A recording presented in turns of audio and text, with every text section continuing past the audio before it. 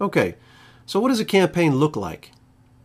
I put this illustration together so that we could explore market segmentation and the need to match our messages to our audience. If you remember from earlier sessions, we talked about the 4 basic personality types that we'll be interacting with. We reviewed the 6 questions that we must answer in order to appeal to all of them. And we agreed that we need to customize our responses based on what group they're in, whether they're in the general everyone group, the customers group, the prospects group, the lost customers group, or the champions group. We don't want to send introductory material, for example, to someone who's already familiar with and are champions for our programs, right? And likewise, we don't want to send customer-type messages to people who are only experiencing us for the first time. We don't want to send enterprise architecture how-to papers to people who have no interest in being an architect, and so on.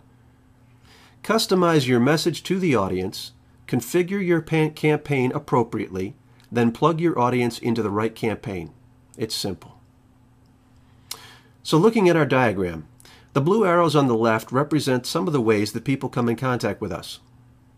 No matter what avenue they use, they must be qualified in order for our campaign to work properly.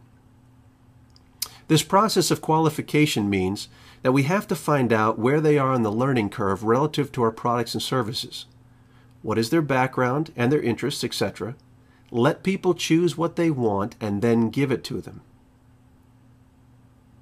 Now, the other thing that automation helps us with is follow-up.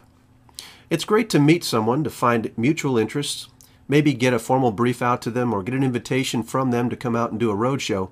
But if you don't capitalize on the positive energy that comes from one of those engagements, you didn't get the maximum return for your investment of time. You left something very important on the table. So why not gather up that business card or that handwritten note and follow up with your contact within 24 hours? Why not plug them into an automated drip campaign that will send them something of interest once every 2 weeks or so and nurture the relationship that you just got started? Don't let your contacts fade away.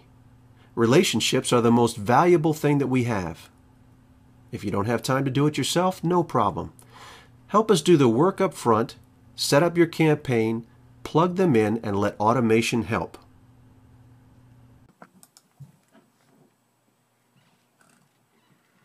Our campaigns have many objectives. The list on the left is not complete.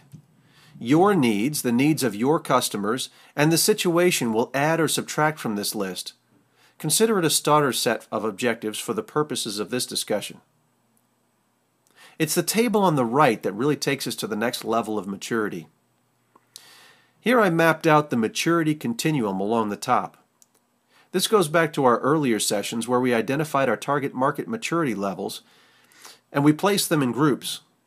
The everyone group, the first column you see, is, well, everybody out there. Recall that we're only going to spend 10% of our resources here, and we should only expect between 0.5% and 1% of the people that we talk to convert into prospects. Prospects, the second column, are people who have shown curiosity about our products and services, but they're not using them yet. Customers, the next column, are actively using our products and services. Lost customers, which we frequently forget about, have been disillusioned or perhaps their circumstances have changed and they're no longer using our products and services for whatever reason. And last but not least, we have champions. We love champions. They've used our products and services. Our products and services have already done something great for them, and they've become evangelists. Down the left side of the table, I selected 6 generic target markets. You can customize this side of the table to suit your needs. Once you get the matrix laid out like this, all we need to do is go in and fill in the boxes. Based on the information that you gathered in steps 1 and 2, look at each of the boxes in the matrix and write down what interests they have, what messages they might like to hear, what products and services we want to get into their hands at this particular stage, etc. Fill out the entire matrix in this way, and when you're done, you will identify the specific information products that you'll need to create for your campaign.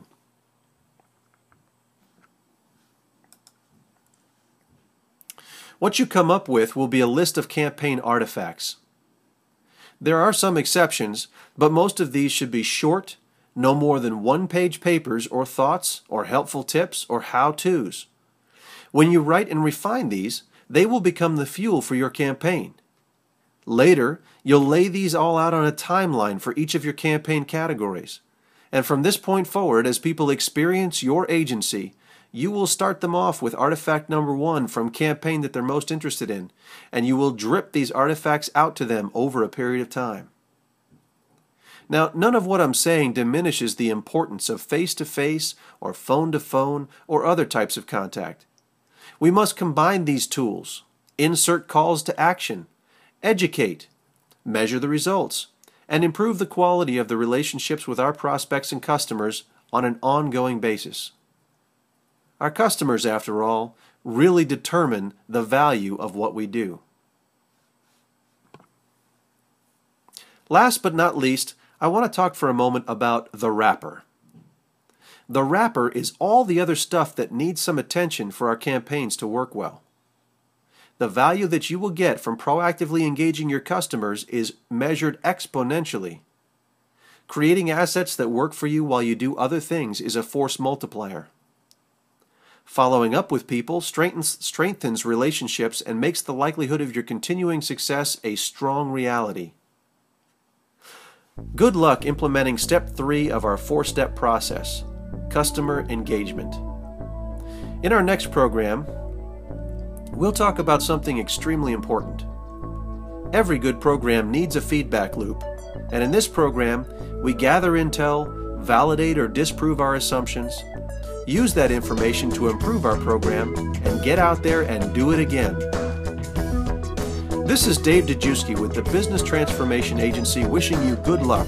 And remember, good government is a team sport.